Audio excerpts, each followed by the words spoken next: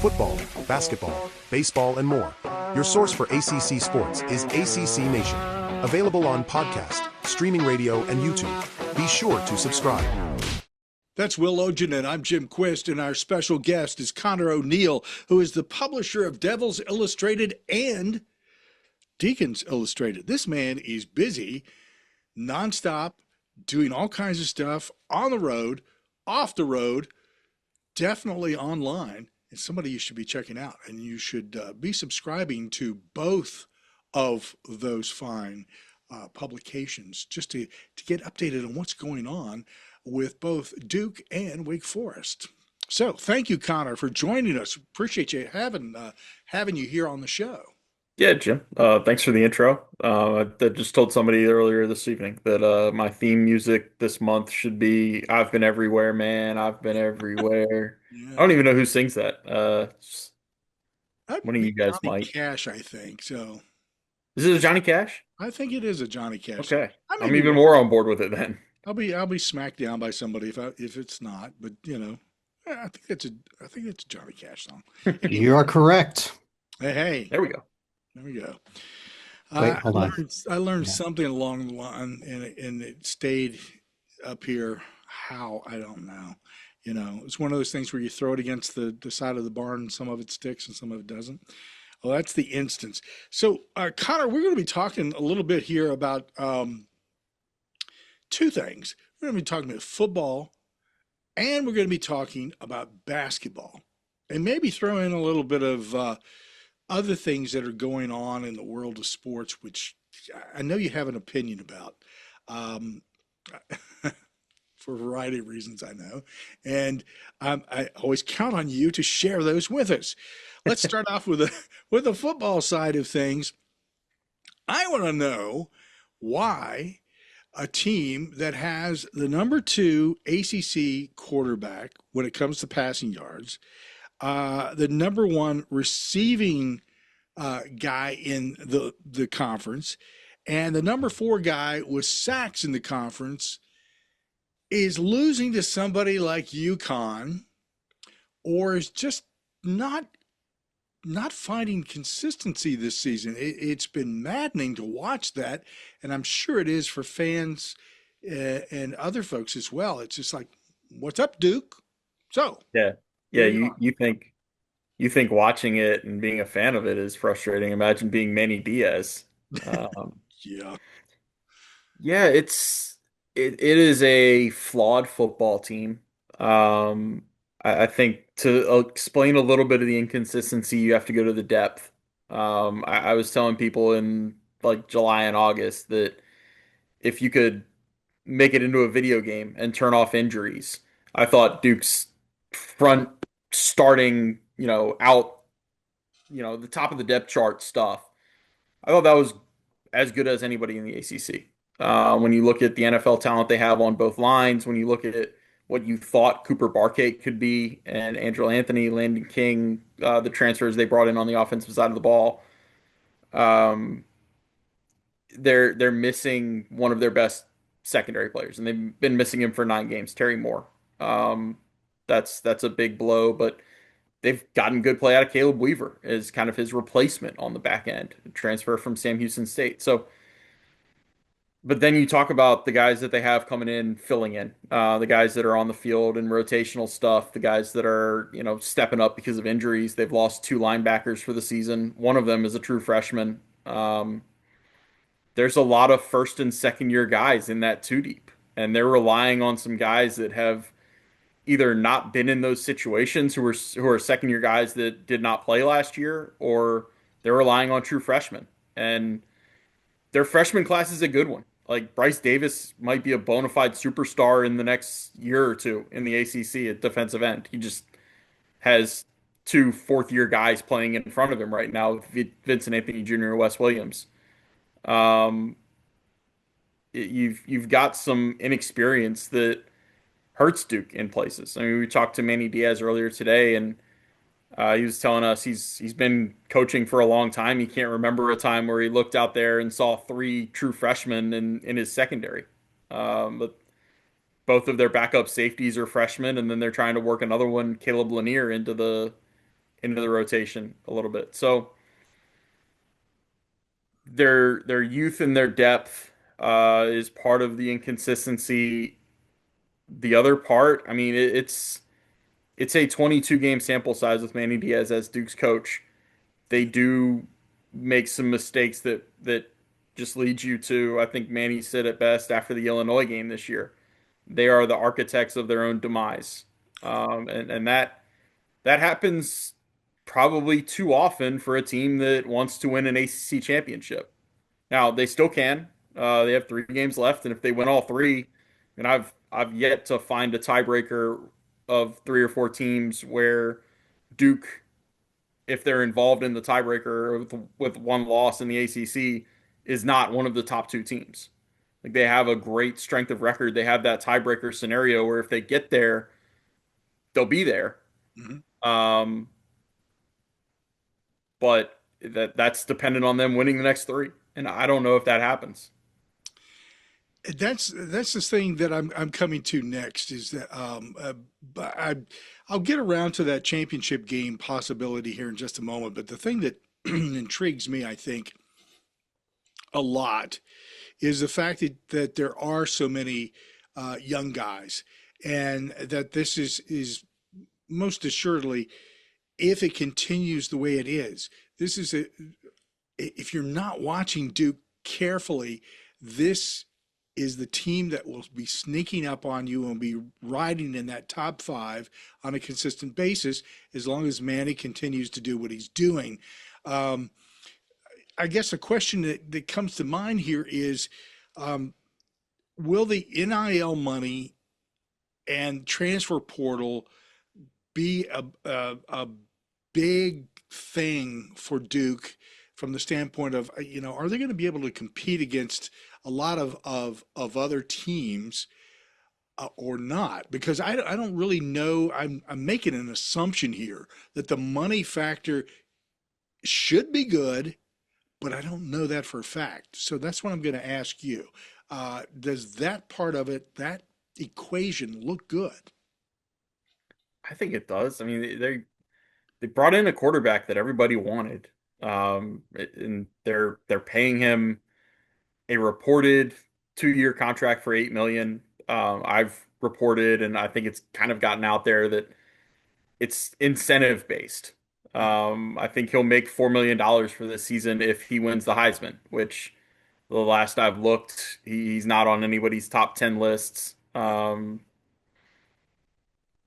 It's the rev share allows Duke to be competitive, probably more so than it allowed Duke when it was just a free for all third party NIL type.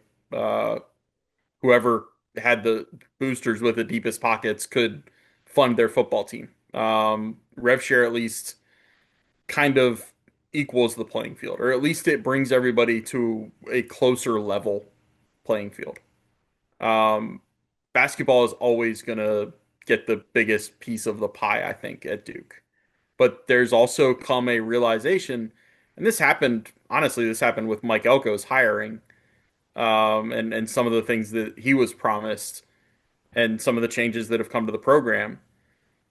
Duke and anybody else cannot afford to punt on football anymore. If No. you want to stay relevant, if you want to have a place at the table in whatever version of the ACC exists in 10 years or whatever new conference that you want to be in 10 years, you cannot have your football program be an afterthought and just be happy with 6 wins in a bowl game. Like that can be the case for some seasons, like circumstantially. I don't know if anybody's ever going to think of Duke in the same way that we think of Clemson right now, that they should be competing for a national championship every season. But you've got to be able to capitalize on the years you can put together a good roster. This was one of those years. So that's why the next 3 games are so interesting. Um, their recruiting class that they brought in last year. That Bryce Davis was a flip from Clemson. Bradley Gompers had Penn State and Michigan pursuing him up until signing day. They got some gems in that class, like Nate Shepard before he broke a bone in his leg. He's Duke's leading rusher as a true freshman. Lane Kiffin really wanted him. He's a Louisiana kid, so I don't know what Brian Kelly was doing. Maybe he wanted to be on the golf course when Nate was having some good games, but like they held off Lane Kiffin until the broken leg happened. So they've Duke has proven they can get the talent in the door. It's a matter of capitalizing on the teams that they can put together, and we'll see if they do that. Well, you talked about three games: Virginia, North Carolina, Wake Forest. If they win those three, they could very well be in a position to have a shot at the ACC championship game. I'm seeing a scenario here where there might be a team or two that gets bumped, um, but I'm not sure. I'm not 100%. If you'd asked me a couple of weeks ago, even, I would have said, well, it looks definitively like it's going to be this. And then, as always, the ACC delivers. So, Go ACC happens. yeah, go ACC. It's all coastal, baby. It is. Very much so. Um, with Virginia stumbling here, Wake Forest is kind of coming on strong. North Carolina, yeah, I don't know. I'm not going to say one thing or the other there, but Wake Forest is giving some people a run for their money, and I mean they have the talent. It's coming into its own, so that could be a stumbling block. So there's two out of those three teams that could present a problem. On the other side of the coin, maybe not. So how are you looking at this? I think there's one team that can present Duke a problem in all three of their next games, and I think that team is Duke. I mean, you when you look at the way the Georgia Tech game played out, the stat that I had that I wrote out there, Duke took 5 snaps from inside Georgia Tech's 5 yard line. The resulting score of those 5 snaps was Georgia Tech 7, Duke nothing, because they gave up a 95-yard fumble return and ran it from inside the 5 yard line 4 other times and did not get into the end zone. And that's where, yeah, you can look at it and say, well, it's still a tied game. I think going into the fourth quarter or either late third quarter, Hmm. but Duke controlled Georgia Tech, which I think I think we could have said before last week. I think we can really say now. I thought Georgia Tech was better than Virginia even before Virginia lost to Wake Forest. Um, so if you're talking about Georgia Tech as the best ACC team, and you're talking about the way Brent Pry has built that program, and their line play is so good and they're so dominant up front, Duke was beating them in the trenches for the first 2.5 quarters of that game. Like Duke was the better team, and all they had was a tied score to show for it when they should have been up 2 scores. And that's where if you change the game script, and this is going down one of the rabbit holes of the things that I hate doing, the hypothetical game, but if you change the game script to where Duke doesn't give up a fumble six and even just kicks a field goal there and then punches it in on the first drive of the second half, they're up 2 scores at home against a Georgia Tech team that who knows what they do after that. I mean, Haynes King is a hell of a quarterback. He is in conversation for Heisman right now. Maybe he leads them back anyway. I saw him overcome a 17-point deficit at Wake Forest this year. But you're putting game pressure on a team that if you do those things and because Duke didn't, there wasn't game pressure. And when Georgia Tech started making plays, they were going up 2 scores instead of tying the game. So as much as like Virginia deserves credit, Virginia can certainly come to Durham and win a game. Um, I'd be on edge about Carolina. I know that their 2 wins are against two teams that we do not think much of in the ACC, but they still won them. Like they still look like a better football team than they did in September, True. and they play all three Tobacco Road teams in the next 3 weeks. I think there's a little bit of nervousness for, okay, well, they looked like shit earlier this year. We better not be the ones that have the ignominy of losing and getting Carolina closer to a bowl game. Um, and then the Duke Wake game, the dual beat Super Bowl there at the end of the season on Thanksgiving week. Um,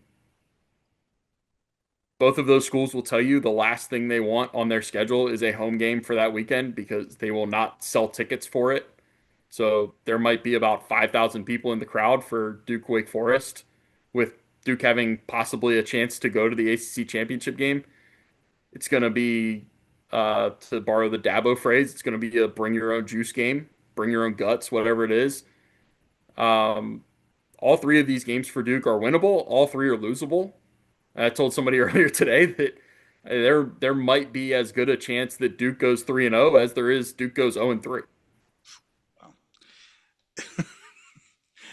You gotta love ACC football for I'm sure. telling you, man, it's all they eliminated the Coastal and it spread. It permeated to the rest of the league instead of dissip what is it?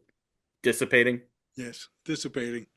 Yep. One thing before I give it over to Will here, um, I I just got to say this because I always see these comments in regard to the SEC, about we've got depth, then no matter who you play, it could be somebody at the bottom of the conference could beat you, and well, this is how good we are. Take a close look at the ACC this season, um, and then take those words and move them over and just replace a couple letters. Will, all yours.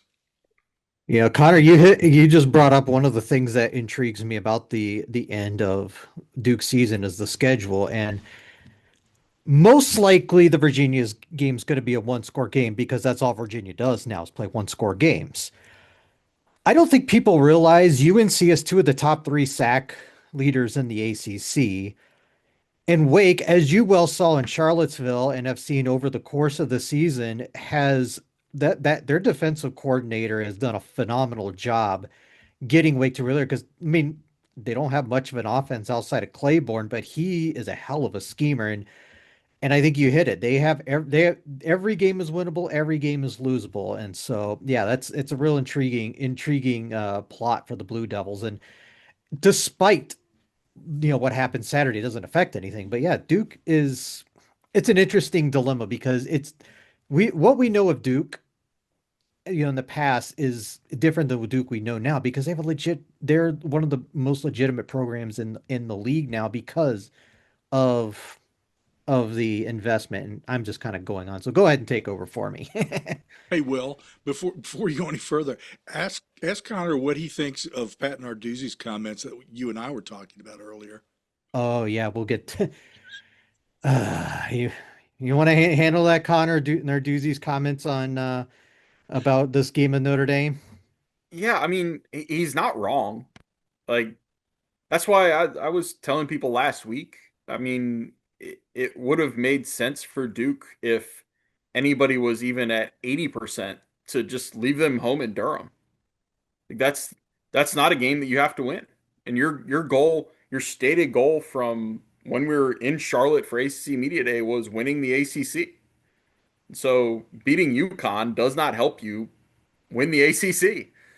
Uh, I don't think you go out there and throw the game. I don't think you go out there and just put all your freshmen in, have a freshman offensive line go up there and play Notre Dame. I think that's a really bad recipe. Like you still want to play well, and that's where you have to find the line of how do you approach it. Do you put stuff on tape for your next game? Because Pitt's next game is Georgia Tech.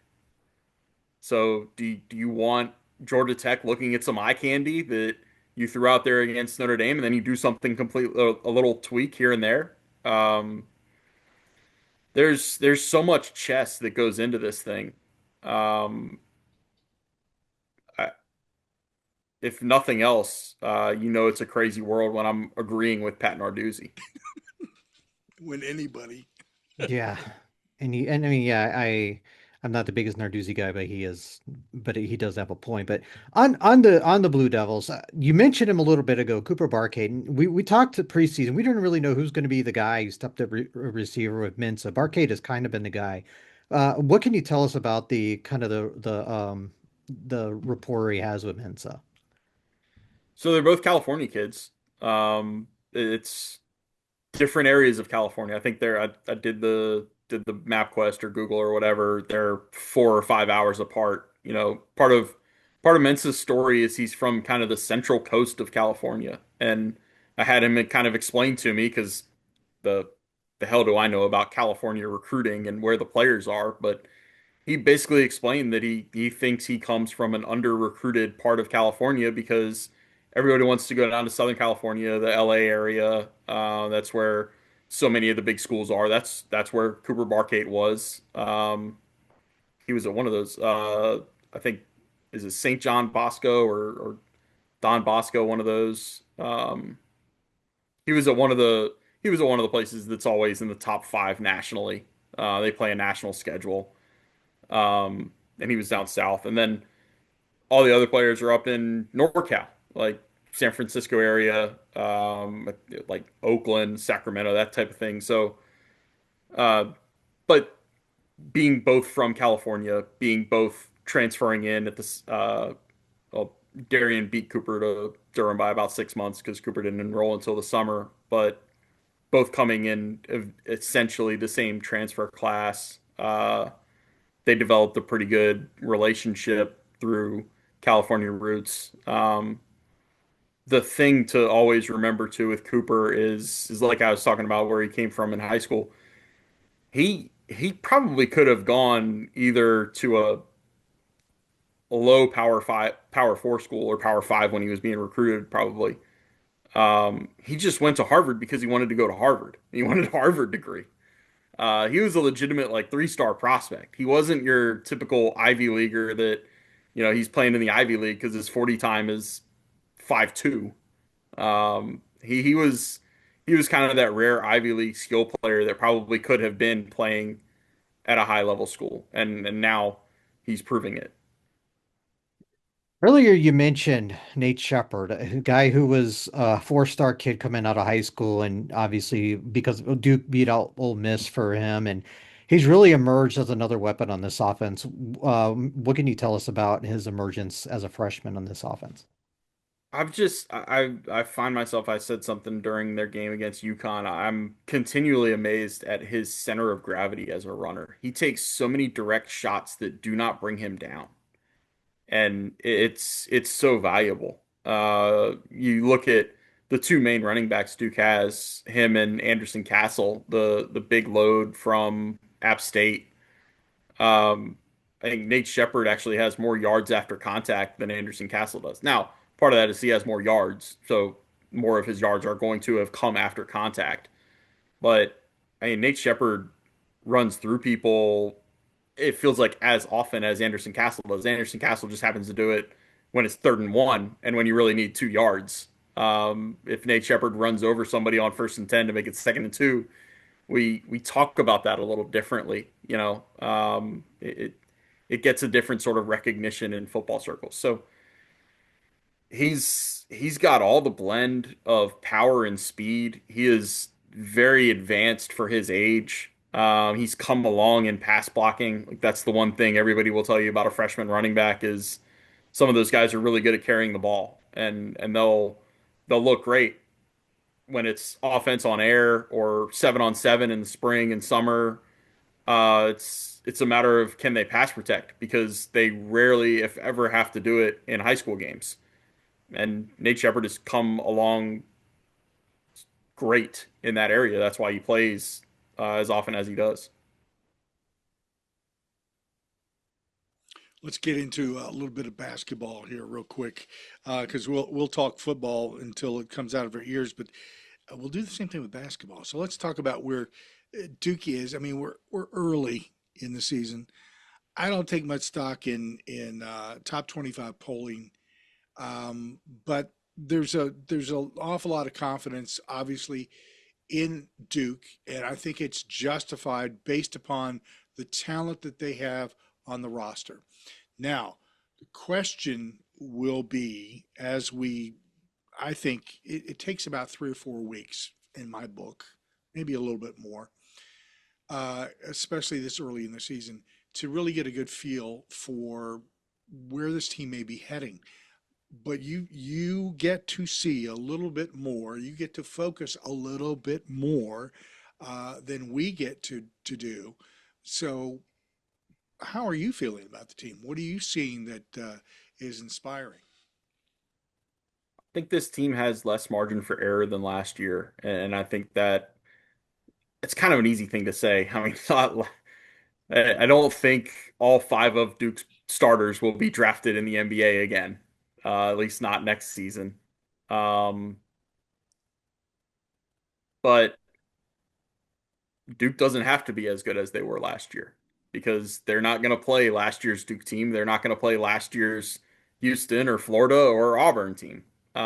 Every team is going to be, in my opinion, this could change. I don't think any team in college basketball this year will be as good as any of the four that were in San Antonio last year. You're not competing against last year's team. That's just for nerds to do, like me, when they're looking at Ken Palm and Torvik and all that, Evan Maya and all that other stuff. So, like, I have skepticism about this team's point guard position. I think Caleb Foster can be really good. He might be the most confident, dependent person I've seen on a basketball court. When he gets rolling, he is really, really good. Mhm. But he needs a shot to fall for him to be as effective as he can be. Um, Caden Boozer is a young point. He's a freshman point guard, and Duke won a national championship with a freshman point guard once. Tyus Jones was really good, and then kind of is he gets lost in the discussion of great one and done players because probably the third best one and done player on that Duke team, but he was a hell of a player. Um, I have questions. I mean, one of the things that comes to mind immediately when I say they have less margin for error. Last year they had the guy who was the number 10 overall pick, Kamen Malawach, playing the five position. They have Malik Brown playing behind him, and he's such a great defensive player. He's such an asset coming off your bench. And then in January, Malik Brown goes down. It's like, oh my God, what are they going to do? They bring Patrick Gongbo off the bench, who barely played all year and missed most of the preseason because of an injury. And lo and behold, he's a big man with great feet, great hands. He's got a little bit of a mean streak to him. He can rim protect a little bit. They don't have a Pat Gongbo waiting on the end of the bench just in case, like break glass in case of emergency type of freshman. There's not that this year. The other part is, Caleb Foster started the first 7 games last season at point guard, and it was not going well. That's when they lost to Kentucky and Kansas.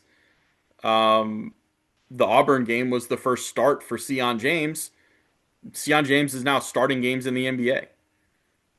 There's nobody on Duke's bench that you can look at and say, well, if Caleb Foster struggles, they'll just throw that guy in and he'll be good enough to win you what? Sion, off the top of my head, his Duke's record with him in the starting lineup, I think, was 29-2. I don't see a player like that on Duke's bench that can be your back plan B at point guard. So it's a little trickier for this team. They are ultra talented, and the one thing I am sure of is John Shire will have a good defensive team early in the season, and that's what we've seen so far. Um, I just there are some things that will probably keep me all year from saying that this team is a lock to be in Indianapolis the same way that I would have told you in late January or maybe earlier than that last year that like this team's going to be in the Final Four. Do you feel, because there's so much youth on that team, do you feel like they're gelling at this stage? I mean, it's early again, so but that's an important aspect, and sometimes it takes a while for the teams to gel completely so that they can start delivering. It feels like they are. I want to say the playing an exhibition at Tennessee where you're down 6 or 7 at halftime and you come back and win it can do a hell of a lot for your chemistry. Playing in front of fans instead of the 3 or 4 years ago that would have been a closed door scrimmage. This was against a bunch of fans that wanted to see you lose, even though it was an exhibition. I think they're tight. I mean, you'll never get anybody at Duke to tell you that their chemistry is off until it's a year or two after. Um, it feels like this team has a little more fun than last year's team. Last year's team could get into a mode of they're all business all the time. They just want to go play ball. They don't want to talk to media. They don't want to do any social media promotions unless they have to. This team feels like they're a little looser than that, and that can be good. That can be bad. It's good when they're having fun and winning. It's bad when they lose and you're seeing guys tweet it or Instagram about shoes that they were wearing or anything like that. So I don't know that it has to be one or the other. It worked to a point last year, and then it didn't against Houston.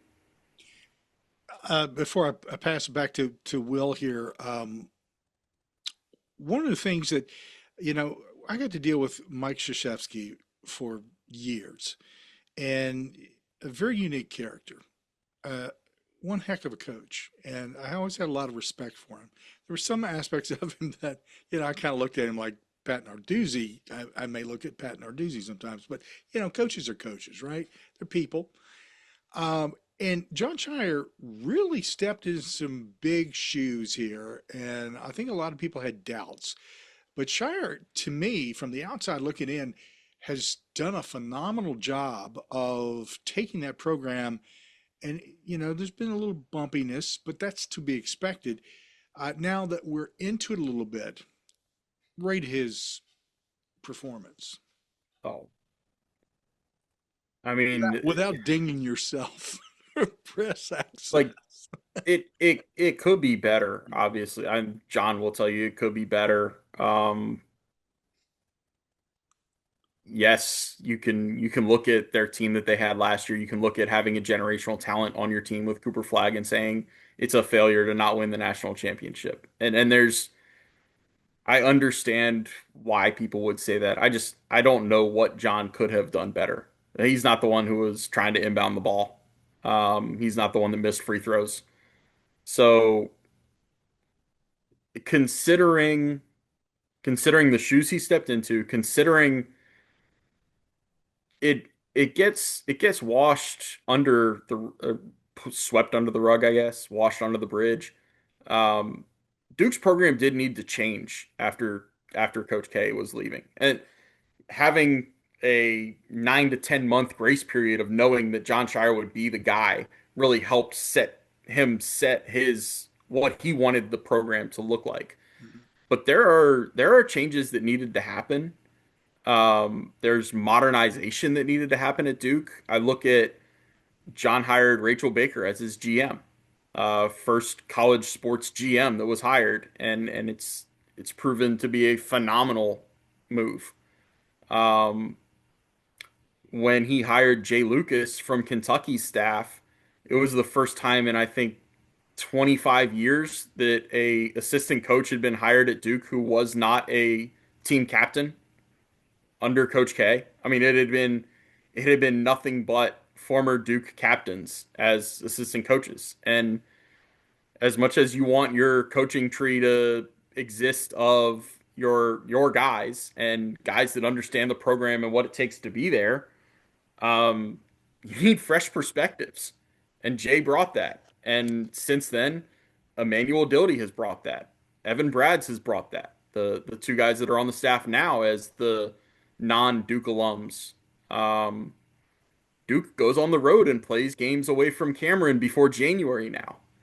Like it has always amused me that that's something that people that root against Duke criticize them for, because I think it hurts Duke more than it is something to be made fun of by other programs. Like that's playing your first 2 months only in neutral courts and in Cameron is why when you go to Blacksburg for your first road game on January 3rd, your guys get freaked out and lose.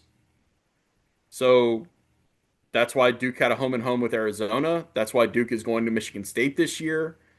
Um, what else is there? That they're at Army tomorrow night as we're recording Monday night. So there are things that John did. He'll never tell you that he disagreed with the way Coach K was doing things, but there are tweaks to the program that John had to make to kind of move Duke forward. And it's in those that I look at it and say he was absolutely the right person to take this job. It's funny the way that you laid that out, Connor, was so succinct, and it paints such a clear picture that anybody at any of these other ACC top tier teams who've had big coaches should be listening to that and going, I wonder if we need to do that too. Because I, 'cause I think they do. Well, Yeah, one of the things that when you talk about the scheduling thing, I feel like has started a trend. Last year, um, Duke went to, I believe it was MSG to play Illinois and beat the living tar out of them. But and now now a lot of teams are starting to do the same thing. So hey, he started a trend there. I it, what did John tell us last year? He said when he scheduled it, when they agreed with Brad Underwood to do it, he liked the idea of it. And we talked to him, I think, a couple days before they went up there to play Illinois, and we asked him to kind of revisit that, and he was like, now that we're into the game planning part of this, now that we see the benefit of this, like he basically told us last year, sign me up to do this every year. Like this is what they want. They don't want a week-long break in the middle of ACC play when it's getting late into the season. I think this is going to be a normal thing for Duke to do. I think Virginia's doing it this year against Ohio State, right?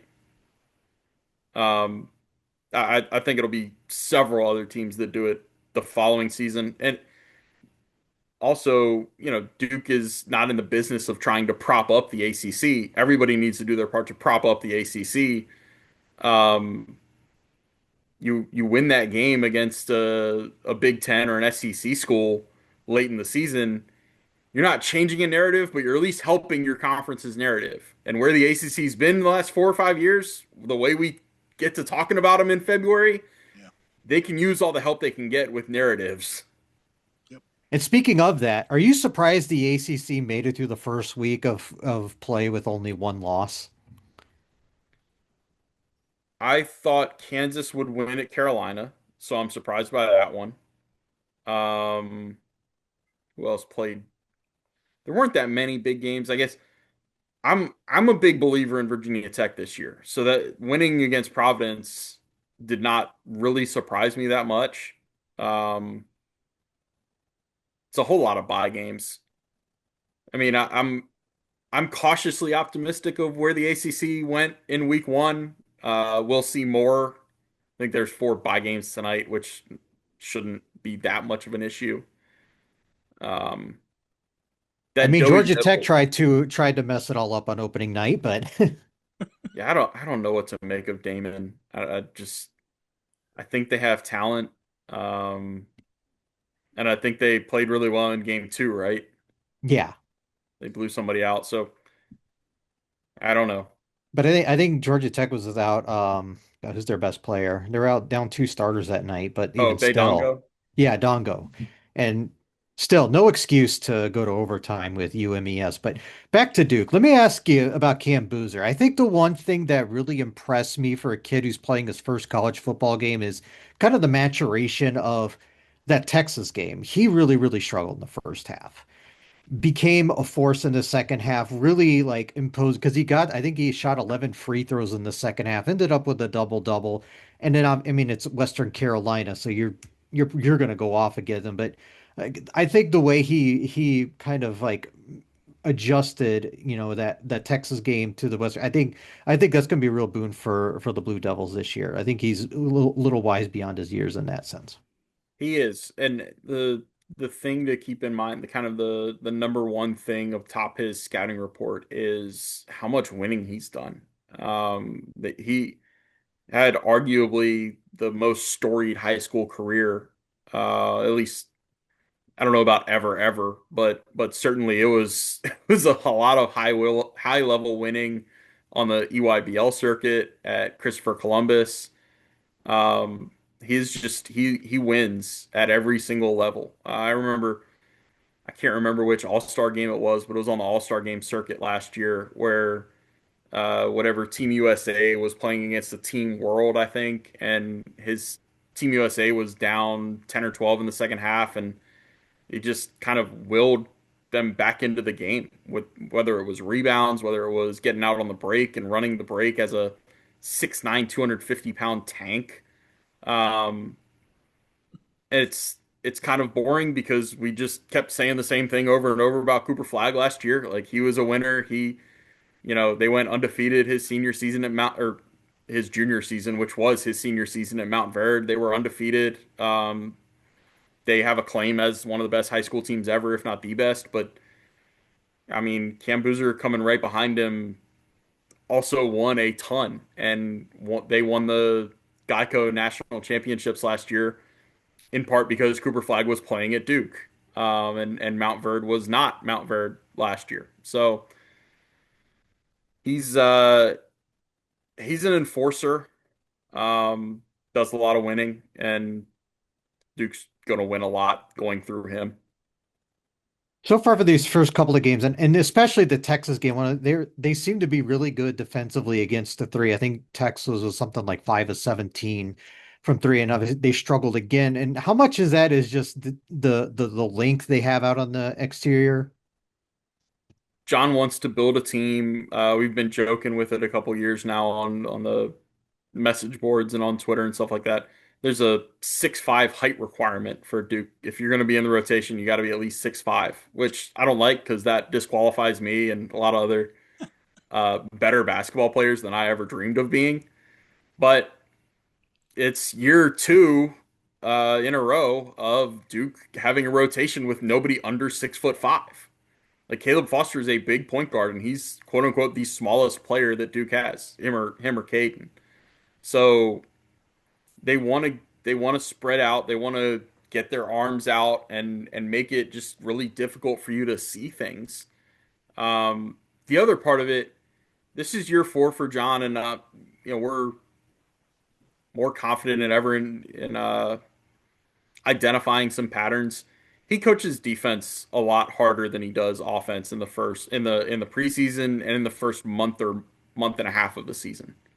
Like last year's team, even their offense in November, December was far worse than it was by the end of February.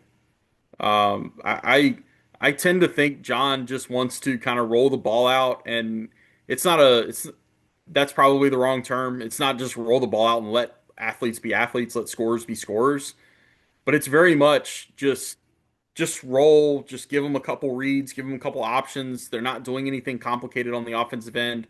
He wants to instill a defensive mindset. And last year it took. His first season, it definitely took. That team played some ugly games in their first 2 months.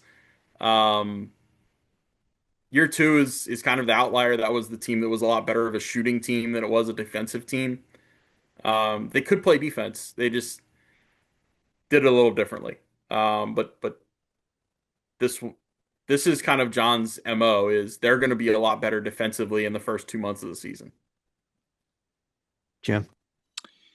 Connor O'Neill, our special guest, the publisher of Devils Illustrated and Deacons Illustrated, some great look at football, basketball, a little bit more there as well. And Connor, thank you as always for joining us and coming on and sharing some thoughts and wisdom and insights into what's happening with Duke. We really appreciate it. My pleasure. Thanks, Jim. Thanks, Will. Thanks.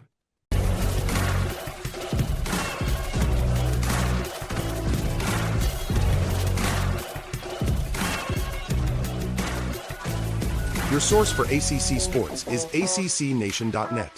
Follow us on Instagram, TikTok, X, YouTube, Facebook, Reddit, and Blue Sky. For more content, be sure to subscribe.